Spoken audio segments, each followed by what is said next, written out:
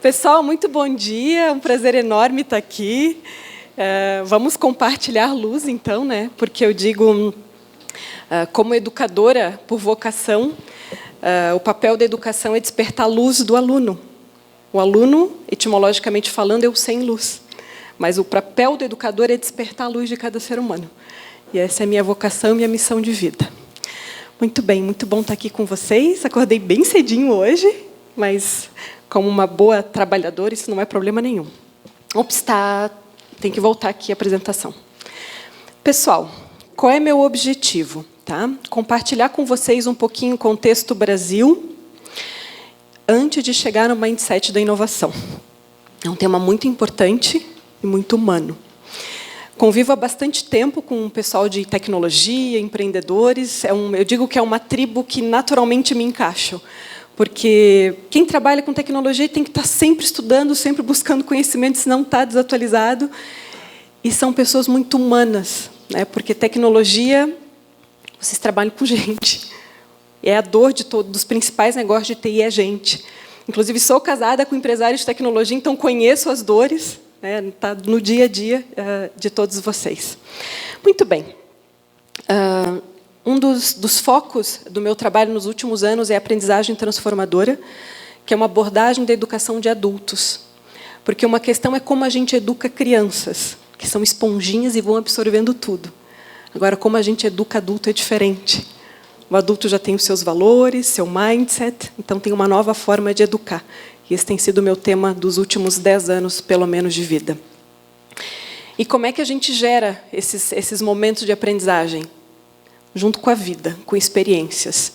Aqui, por exemplo, é um dos módulos do MBA que a gente construiu, com mais de 40 alunos, a gente falando de inovação em Roma, bebendo dos clássicos, porque inovação não é uma coisa de agora, é uma coisa humana milenar, e a gente precisa acessar as raízes desse conhecimento.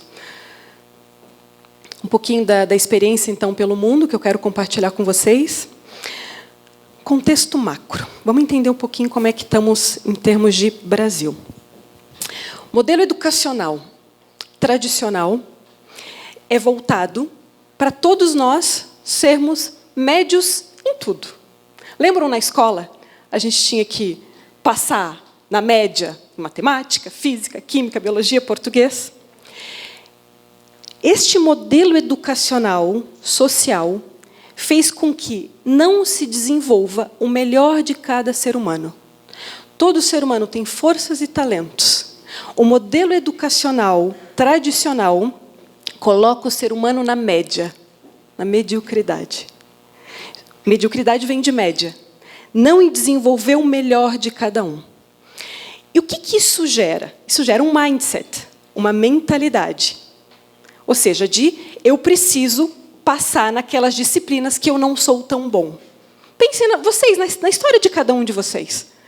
Ao invés de a gente focar naquilo que a gente realmente era bom, a educação tradicional, não, tu tem que passar nessa disciplina que tu não é bom. Então, isso faz a gente olhar o quê? O lado não de força, o lado fraco.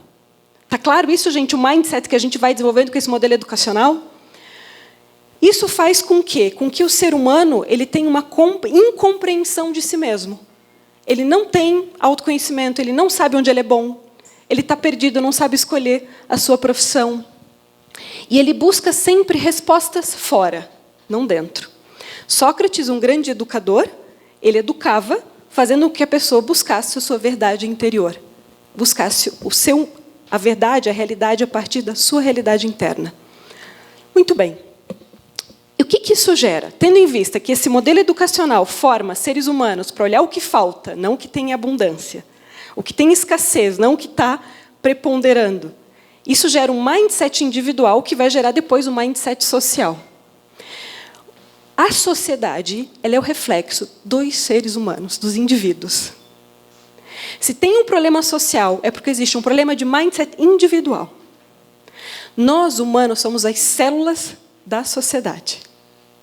Se a gente começa a mudar da escola, à universidade, as raízes da educação, nós começamos a criar um novo mindset, uma nova cultura. Segundo Platão, no mito da caverna. Vocês conhecem? Alguém já ouviu falar o mito da caverna de Platão? O mito da caverna, para Platão, os seres humanos, que isso aqui é muito recente, tá, gente? Escrito há 2000 anos, mas super recente. Os seres humanos veem a realidade projetada. Porque na caverna tinha um fogo que projetava imagens. Ou seja, o ser humano enxerga a imagem que lhe é projetada, ele não acessa o real. Só que tem um momento que uma pessoa está desconfortável e ela sai das algemas em busca da luz. Claro que ele tem que ir devagar, porque a luz ofusca, ele não está acostumado com isso. Essa pessoa inconformada, rebelde, ela quer buscar o quê? A sabedoria. Para Platão, essa pessoa é aquela que vai fazer a transformação social. Que vai depois voltar e dizer, pessoal, a realidade não é isso aqui. A realidade é o que está lá fora. Isso daqui é atual, tá, gente? A mídia faz isso com a gente. Está projetando aquilo que ela quer que a gente acredite. Esta pessoa é aquela que busca o seu máximo potencial. É aquela pessoa que busca a realidade contatando, enxergando o real, não por aquilo que a mídia o impõe. E se a gente retomar a filosofia platônica para o mundo de hoje, a gente tem que começar a olhar aquilo que nós temos de força e oportunidade, não aquilo que falta. Repito, o modelo educacional tradicional é voltado para a gente se acostumar com o que falta, com a escassez, aonde a gente não é bom. Só que nós precisamos começar a olhar a nossa força.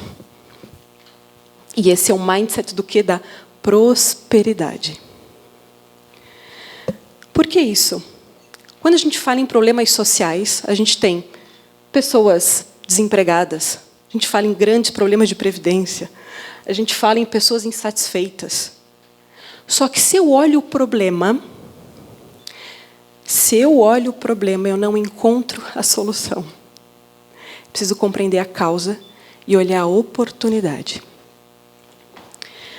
O Brasil é um país infinito de oportunidades. Para a gente construir um novo país, nós precisamos parar de olhar e focar na escassez e no problema. A gente tem que olhar para a força. O que está pujante que pode levar e construir um novo país.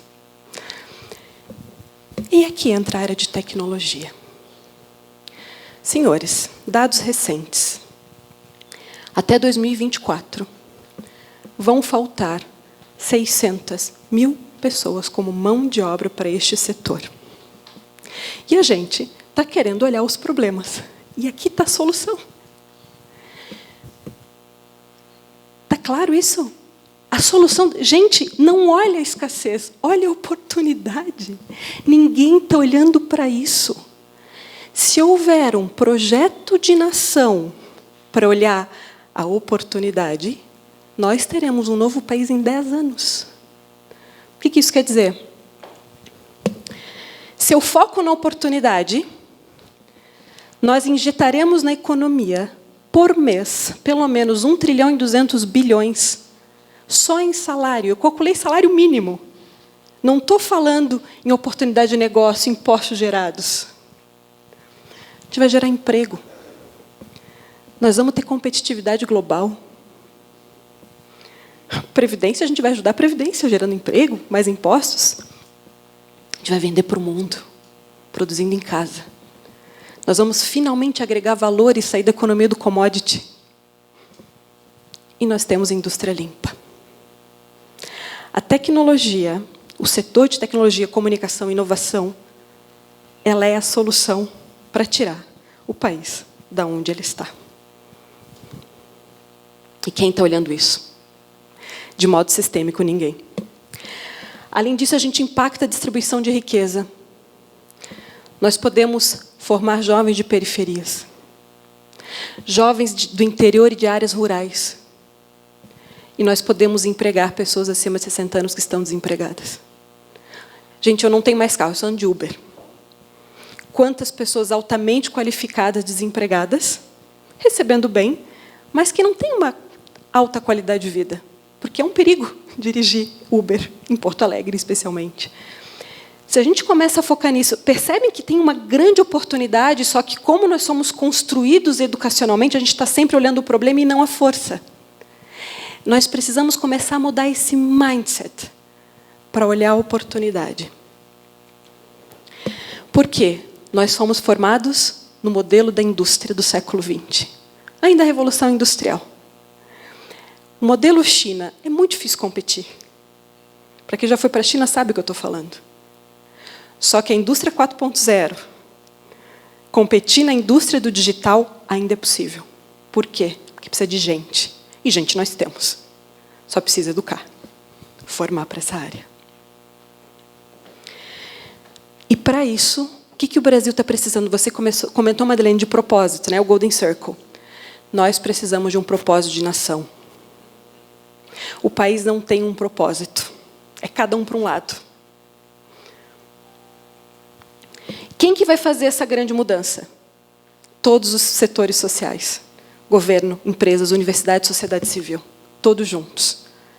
Eu sempre digo que não é Brasília que comanda a minha vida. Claro que ela gera impacto.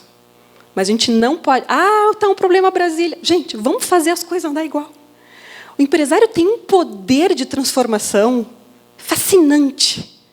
É claro que desmotiva olhar alguns governantes em todos os níveis. Mas a gente não pode delegar a responsabilidade do país para eles. Não pode. Por isso que eu não tenho mais TV em casa. Desculpa, tá, cameraman? Porque o humano se move por propósito. Alguém aqui leu o livro Sapiens, do Yuval? Antropólogo. Legal. Esse é um dos best-sellers globais, gente. Aconselho todos a lerem. Tá? O Yuval, antropólogo, tem ditado um pouco o mundo de hoje e o futuro. Tá?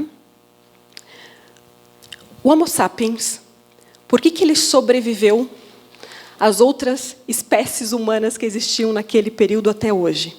O que vocês acham? Por que o sapiens chegou onde chegou? Vamos lá, o que vocês acham? Chutem. Inovou. O que mais? Persistente. Opa, se adapta. Darwin. O que mais? Se arriscou? Estou lendo o livro. Vamos pensar o seguinte. Euzinha e um chimpanzé numa ilha deserta. Quem vocês acham que tem mais chances de sobreviver em um mês e pouco? Por mais que eu tenha feito escoteiro, eu tenho minhas limitações. Muito provavelmente o chimpanzé tem mais chance de sobrevivência. Agora coloquem 100 humanos e 100 chimpanzés. Qual a possibilidade de maior sobrevivência? O que vocês acham? Humanos. Oi? Depende. Chimpanzé vai virar almoço. Pois é. Porque, senhores, o humano ele tem uma capacidade inata de colaboração. O humano, a gente comentava sobre isso. O humano é um ser social. Nós só crescemos e evoluímos como espécie socialmente. Por isso esses encontros são tão importantes. Isso é sapiens. É quando a gente se encontra que a gente tem ideias. É que a gente aprende, que a gente colabora para sobreviver, inclusive. Mas vocês podem dizer, mas Soraya, as abelhas também colaboram. Certo? Qual é a questão? Outras espécies colaboram, mas de modo rígido. As abelhas operárias jamais farão a revolução proletária e deporão a abelha rainha. Porque elas colaboram de modo rígido. O humano, ele colabora de modo flexível e baseado em um propósito, uma ideia. Por isso, nós precisamos construir um propósito na empresa, na cidade, no estado e no país, porque é por isso que o humano se move. Esse todos conhecem, né? Golden Circle, Simon Sinek. Definimos o porquê, o como e o produto, o quê? Só que as pessoas se movem pelo porquê. Vamos pegar alguns exemplos? Inclusive capa de exame desse mês, tá? Só para a gente entender a importância desse tema, né? Ou seja, está na boca do ambiente empresarial. Mandela. 24, 26 anos preso, não lembro quanto tempo. 28. Não importa, ok. Imaginem, senhores, nós presos quase 3 décadas. O que move um ser humano como esse na sua jaula? Propósito. Esse é um dos poemas que motivavam, inspiravam ele. É o que, nos momentos de dificuldade, a gente tem oxigênio para continuar adiante.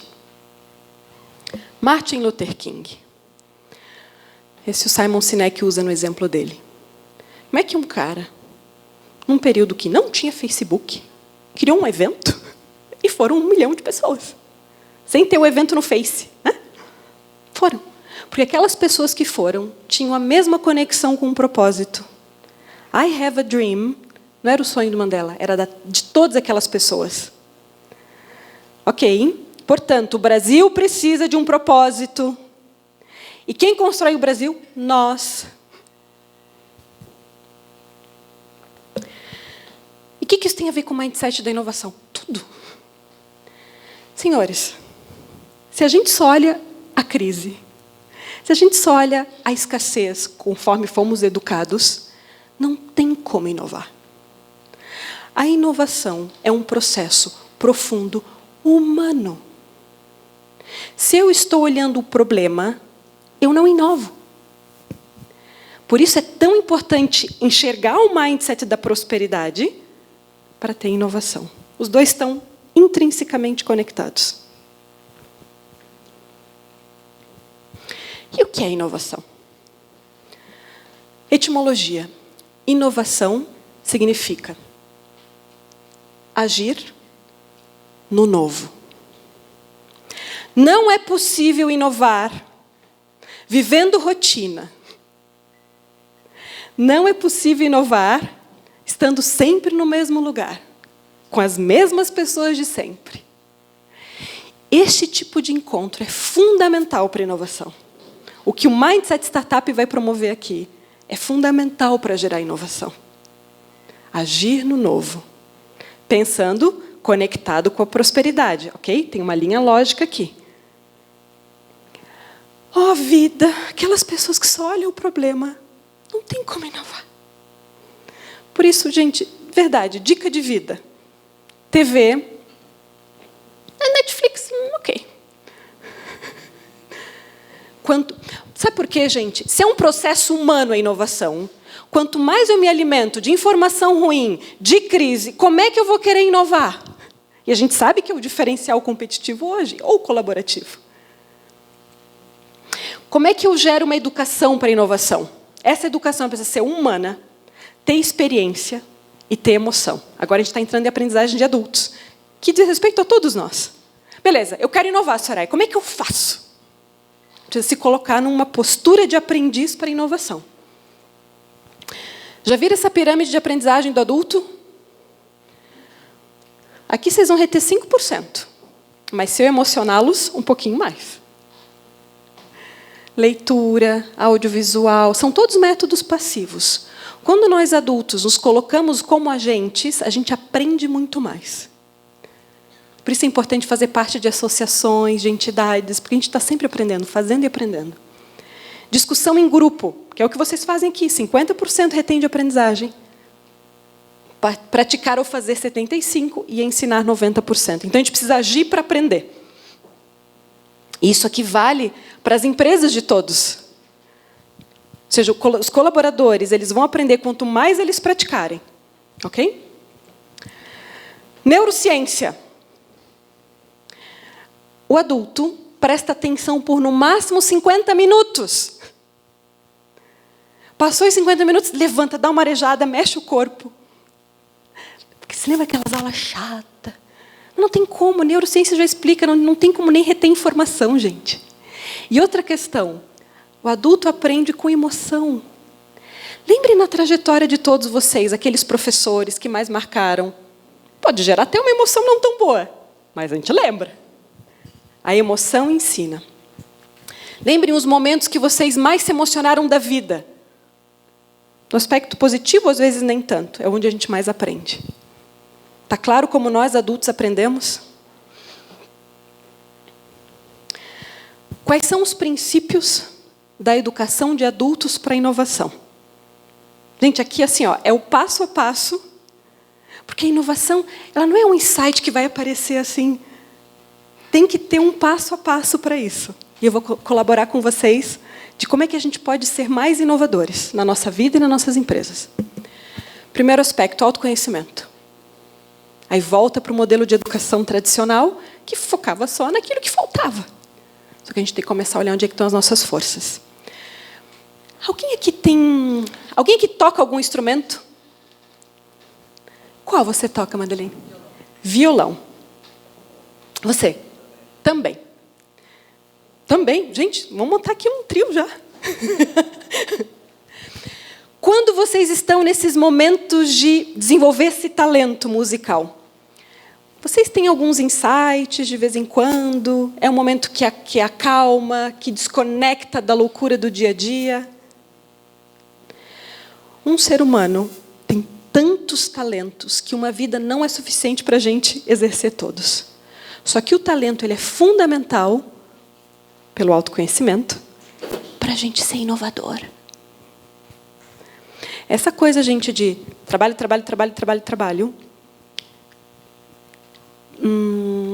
não gera inovação. Antigos romanos. Ócio e negócio. As saunas. Lembram que tinham as termas, as saunas? Era uma cultura. Era onde os romanos faziam negócios. O cuidar do corpo, mens sana in corpore sano, era fundamental para criar tudo o que se criou.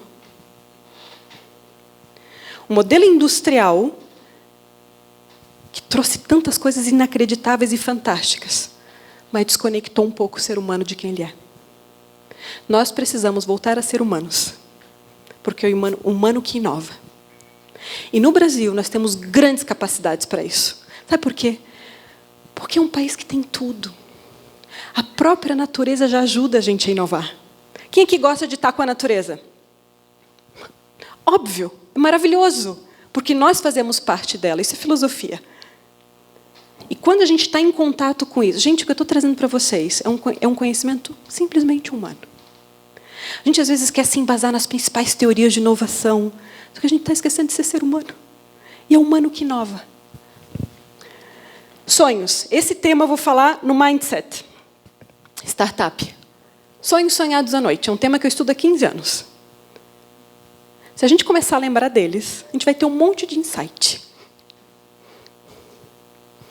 A estrutura do átomo apareceu no sonho do pesquisador. A tabela periódica, Mendeleev, ele teve alguns elementos que ele preencheu através de um sonho. Isso é conhecimento humano. É o inconsciente se revelando para a nossa consciência. A gente tem tanto conhecimento sobre o ser humano.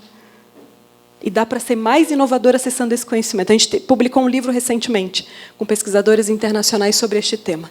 Para quem tiver mais interesse, tem que participar do Mindset Startup, né, Jory? Segundo ponto que gera inovação. Então, primeiro, autoconhecimento.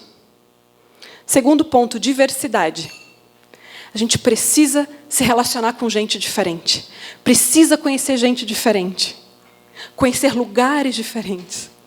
Porque isso também é o que nos torna humanos. Porque daí a gente vai conectando os pontos e as experiências. A rotina é a principal inimiga da inovação. Terceiro, isso daqui é maravilhoso, né, gente? Viajar. As viagens é uma das principais formas de gerar inovação. Só o fato, isso eu aconselho para todos os nossos alunos, empresários, só o fato da gente sair da nossa cidade já dá ideia. Quando é que nós resolvemos problemas? Saindo do problema. Se a gente fica o tempo todo ruminando o problema, o insight não vem. Preciso sair para a solução emergir. Por isso as viagens são tão importantes. Viagem, gente, é o maior investimento que a gente pode fazer. Lugares diferentes. Lugares inóspitos que vocês nunca imaginaram ir. Isso é fundamental. Conhecimentos fora da área de atuação. Porque, geralmente, a gente acaba virando hiper especialista, por exemplo, na área da saúde ou na área de tecnologia, mas é importante buscar outras áreas de conhecimento. Humana, cultura. Vou dar um exemplo. Eu conheci um grande empresário da área de software bancário, uma das maiores empresas do Brasil, fica em São Paulo. O que ele adorava fazer? Cozinhar. Ele fazia cursos de gastronomia. Sabe para que servia? Óbvio, para gerar insight, mas ele oferecia jantares para os clientes, diretores de banco. O melhor modo da gente gerar relação, diversidade e negócio é numa mesa com comida. Porque isso é humano. Entende, gente? Eu estou trazendo aqui o óbvio, mas que a gente perdeu o óbvio. A gente está só aqui, ó. Volto para o início da minha fala. O modelo educacional tradicional, ele forma cérebros. Ele não forma humanos. E quem inova é o humano. O cérebro faz as conexões. É o Big Data.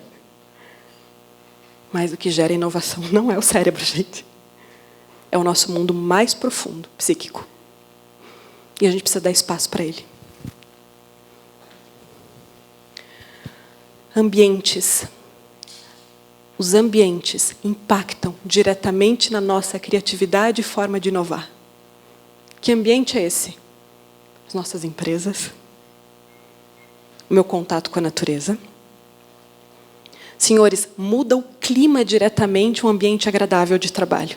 E eu não estou falando botar puff e mesa de ping-pong, que é legal também, mas é moda. Ter um ambiente agradável, isso muda tudo. E a nossa casa também, né?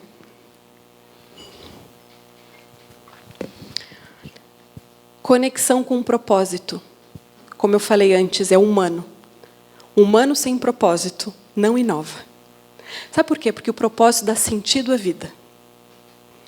Quanto mais uma pessoa tem sentido na sua vida, mais ela tem propensão para inovação, para criar algo novo.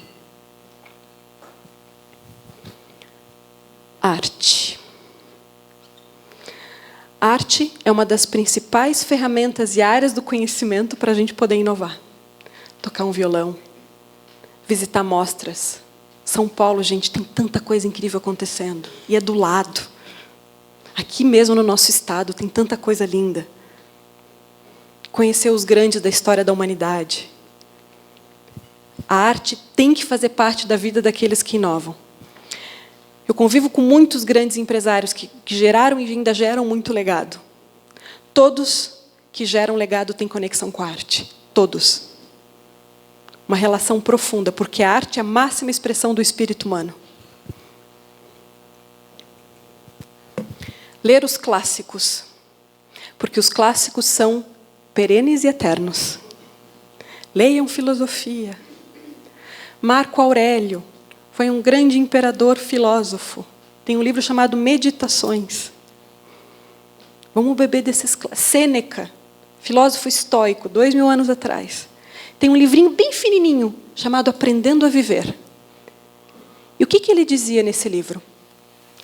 Vale mais uma vida com o legado e daquela pessoa que constrói, mesmo que ele morra cedo, do que uma vida de 80 anos, que a pessoa só gastou o tempo dela. A validade de uma vida é no sentido que a gente dá para ela e no legado que a gente constrói. Não é o quanto a gente consome o tempo que a gente vive aqui. Porque essas obras trazem inspiração. Inspira para a ação. E isso ajuda na inovação.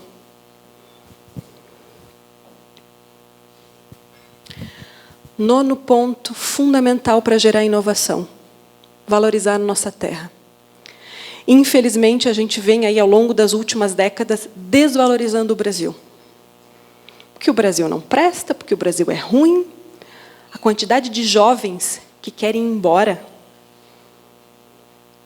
A fuga de cérebro, gente, de pessoas que tiveram condição de estudo, é uma coisa alarmante. A gente precisa reconectar se reconectar com o valor do nosso país. Sabe o que significa Brasil? Não vem de pau-brasil. Brasil significa terra prometida. Como os pais construtores dessa pátria, mais de 500 anos, projetaram. Uma terra onde se poderia ter tudo. Não existe país como o nosso. Gente, eu já circulei o mundo.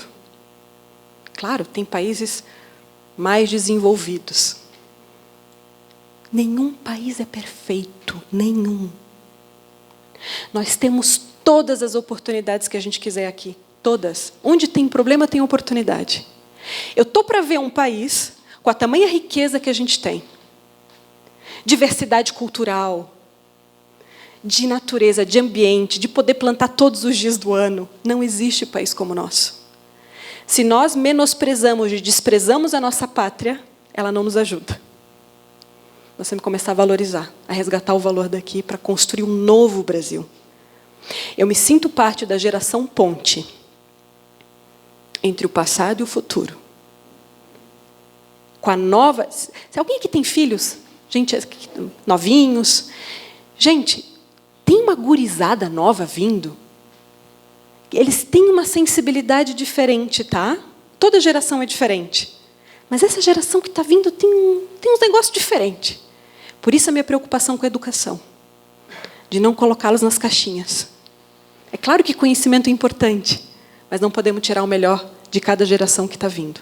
Nossa função é ser ponte do passado com o futuro e construir um novo Brasil. Imaginem, se dessa sala saírem as pessoas que constroem uma nova nação. Isso é uma vida que faz sentido. E a gente tem tudo para isso. Esse é um tema que eu sou apaixonada. Florença e o Renascimento. Quem financiou o Renascimento, 1500, família Medici, banqueiros, tinham sedes na Europa toda. A importância do empresariado na transformação social. Foi o Renascimento, senhores, que saiu da Idade Média.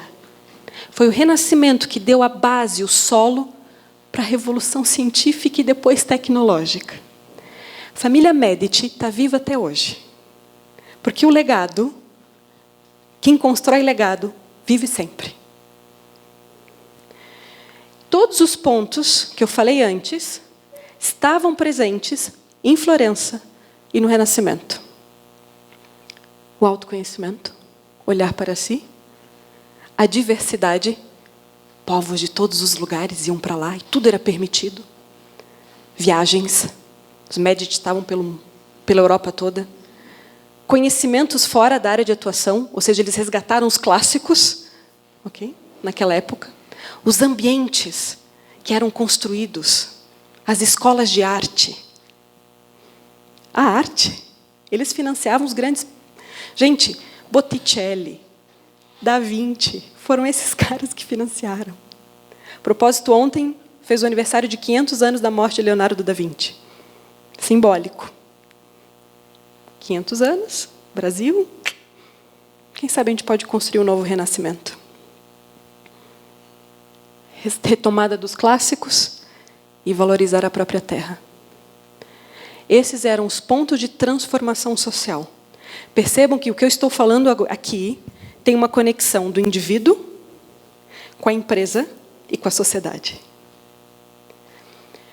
Toda empresa, ela precisa de lucro, senão ela não sobrevive. Mas o lucro é como o oxigênio. Nós precisamos de oxigênio para sobreviver, certo? Mas a gente vive para respirar? O lucro é a mesma relação. A gente precisa ter lucro para sobreviver, mas não é um sentido de sobrevivência de uma empresa. Por uma empresa passam dezenas, centenas, milhares de pessoas. A gente pode transformar vidas e a gente pode mudar a nossa sociedade. Esse é o papel de uma empresa. Dá mais trabalho? Dá. Mas é uma vida com muito mais sentido. E como dizia uma professora minha lá da Rússia, um dia eu estava cansada de estudar tanto, ela disse, Soraya, a vida é para trabalhar. Óbvio que tem que ter os momentos de ócio. E eu vou descansar na eternidade, ela me dizia. A gente está aqui, gente, se a gente quiser se entender, temos que olhar lá, ali fora, a natureza. A natureza para de trabalhar? Ok, tem as estações. Nós também temos as nossas. Mas ela está sempre trabalhando, sempre se em movimento. Água parada, doença. Ser humano parado, doença. Não é difícil a gente entender a lógica da vida. Nós seguimos, antes de tudo, as leis da natureza. Para inovar, eu preciso seguir a lei da natureza. Simples assim. Estar em movimento. Em transformação contínua. Ser Michelângelos de si mesmos. Nós somos pedras brutas. E o conhecimento é o nosso instrumento para a gente ir se polindo.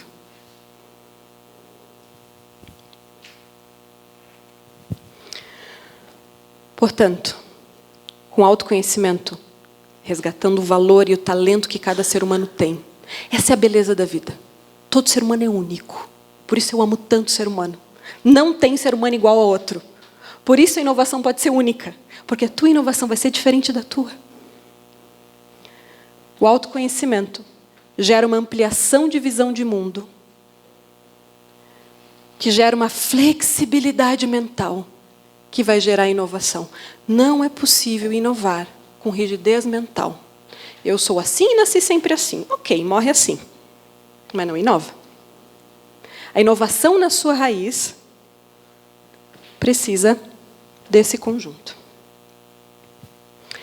Inovação é um processo humano, não tecnológico. As empresas de vocês, senhores, é humana. Quanto mais pessoas vocês tiverem, mais vão entregar tecnologia para o cliente. E eu sei que é a maior dor. Gente, quantos empresários de tecnologia eu convivo? Falta gente, falta gente, falta gente. É a dor de vocês aqui também ou não? Já imaginaram se tivesse um projeto de nação para formar essas pessoas, gente? Eu conheço o Edu Lira. Já ouviram falar do Edu Lira? É um cara que tem que vir para cá, hein? O Edu Lira é o maior empreendedor social do Brasil. Esse cara nasceu na favela, pai traficante, enfim, roubava banco. Mas ele tinha uma grande mãe. Ao Dia das Mães chegando. E a mãe dele dizia: Edu, não importa de onde tu vens, importa para onde tu vais. Esse guri hoje está transformando as favelas do país. Ele está educando, trazendo projetos educacionais e fazendo a ponte entre esses jovens com o mercado de trabalho. Nós vivemos em bolhas no nosso país. A gente precisa conectar. Tem gente maravilhosa na periferia, nas comunidades de vulnerabilidade. A gente precisa dar oportunidade para elas pela educação. E o Edu está fazendo isso. Não é o poder público. O poder público tem o seu papel, mas nós também temos como sociedade civil. O Edu Lira, ele é um dos mentorados Jorge Paulo Lemann. Então, esse cara está com método de gestão, está expandindo o modelo dele para as favelas do país todo. Por que eu estou falando isso? Porque dentro das comunidades a gente pode começar a criar projeto de formação de talentos.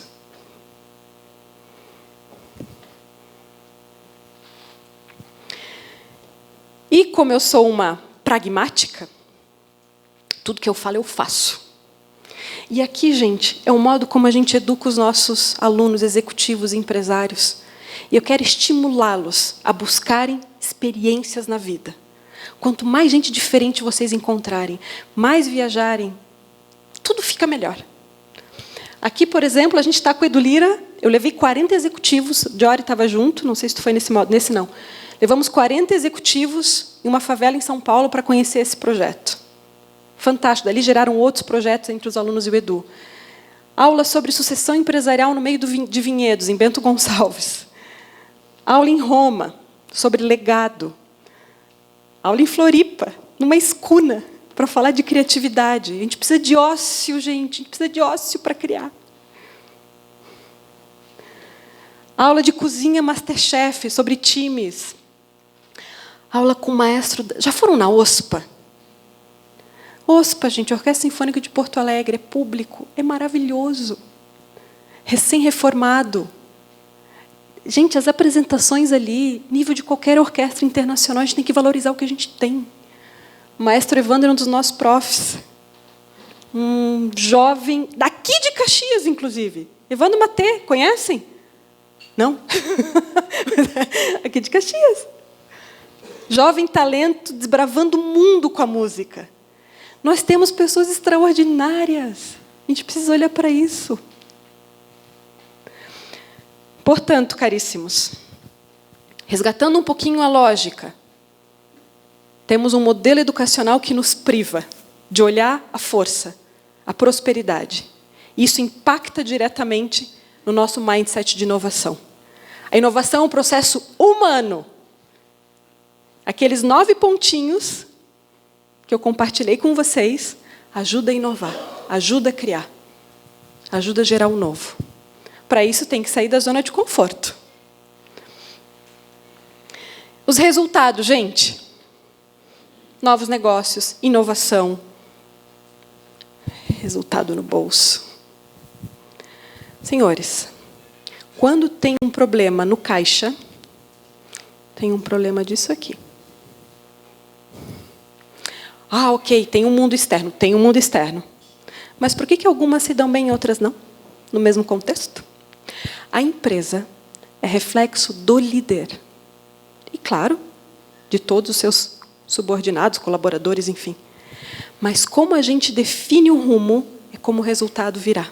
Eu sei que é difícil o que eu estou falando, porque a gente tem que olhar para dentro e ver onde é que a gente está errando o modelo de decisão. Por isso o autoconhecimento é tão importante. A empresa é o segundo corpo do líder. O primeiro é esse que a gente ganhou. O segundo é a empresa. E como ela está é o reflexo do nosso mindset, da nossa mentalidade, dos nossos modelos mentais, das nossas crenças, dos nossos valores. Por isso o autoconhecimento ele é tão importante. E gera muito resultado. E por que eu tenho que falar isso? Porque nenhuma escola de gestão fala. Já lecionei na Itália, estudei, enfim, é tudo planilha, ferramentas de gestão, SWOT, agora é propósito, agora é Golden Circle. Beleza, está aí humano. Quem que vai me ensinar sobre esse negócio? Nosso desafio, sabe qual é o nosso desafio? É ter um modelo de gestão, sendo que cada pessoa é de um jeito. Aí como é que eu quero ter um método de motivação se cada pessoa funciona de um jeito? Complexo isso, mas é possível. Quando o líder conhece a ti mesmo e conhecerás os deuses e o universo. Era isso que os gregos falavam. Quando a gente se conhece, conhece o resto todo. Só que a educação não nos educou para isso. Nos educou para apenas o aspecto cognitivo, o que é importante. Mas a gente não é só cérebro. Nós somos tudo. Emoção, criatividade. E agora eu tenho que fazer o meu convite, né? Permitida pelo Trinopolo. Queria convidá-los a conhecer a nossa proposta de MBA. MBA 4.0, Gestão, Humanismo e Inovação. Humanismo. Precisamos gerar empresas mais humanas. Gente, quantos empresários não dormem à noite? Quantas pessoas com problema de ansiedade, angústia, estresse? Isso não é normal. A gente está considerando a norma estar mal. O Brasil é o país mais ansioso do mundo, sabiam disso? Organização Mundial da Saúde. Vamos voltar para o centro, vamos voltar para a raiz, para as causas. E o bom desse MBA é que não tem TCC, não tem trabalho, a gente circula o Brasil e o mundo estudando. E, gente, dá para aprender se divertindo. Garanto para vocês, o Diório é nosso aluno, inclusive, Diório, obrigada. Graças ao Diório eu estou aqui, pelo convite e pela ponte. Se quiserem mais informação, depois eu posso contribuir. A gente começa as aulas agora em junho, com um professor que vem da Itália. Esses são meus contatos. Hoje eu estou sediada em Porto Alegre, São Paulo, Floripa também. Percebe pelo sotaque que eu não sou daqui, né? Eu sou natural de Floripa, mas já sou cataúcha, né? Já vivo aqui há 14 anos. Mas como, Soraya, que tu saiu de Floripa? Quando eu saí, gente, não era Floripa de hoje. Tá? Ainda era uma cidade... Mas, assim, eu acredito muito em sair para crescer. Foi o meu processo. Vocês têm visto como é que está a Floripa hoje? Em termos de ambiente de tecnologia, inovação. Só que levou 30 anos, tá, gente, para construir aquilo que a gente enxerga hoje. Bonitão. Lá, a CAT. 30 anos. Nós temos que ser um pouquinho chinês nesse caso. Sabe? O chinês, gente, os chineses, a filosofia deles é pensar para 2 gerações. Os caras estão projetando para... Nós estamos pensando nos próximos 4, né? Vamos começar a pensar mais no longo prazo. O que a gente vai deixar para os netos, não só para os filhos. Pessoal, esse era um conteúdo humano, profundo, mas que, infelizmente, não tem se falado muito nas escolas de tecnologia e gestão. E, vamos por mim, dá resultado. Muito. Não só financeiro, como existencial. Essa famosa paz interior e a felicidade. Agradeço muito a atenção de todos, o carinho, o acolhimento. Contem comigo para a gente transformar Caxias, a Serra e o nosso país. Eu não morro antes de ver as coisas mudando. Está decidido, a Alemã teimosa. Obrigada, pessoal. Muito obrigada pela atenção.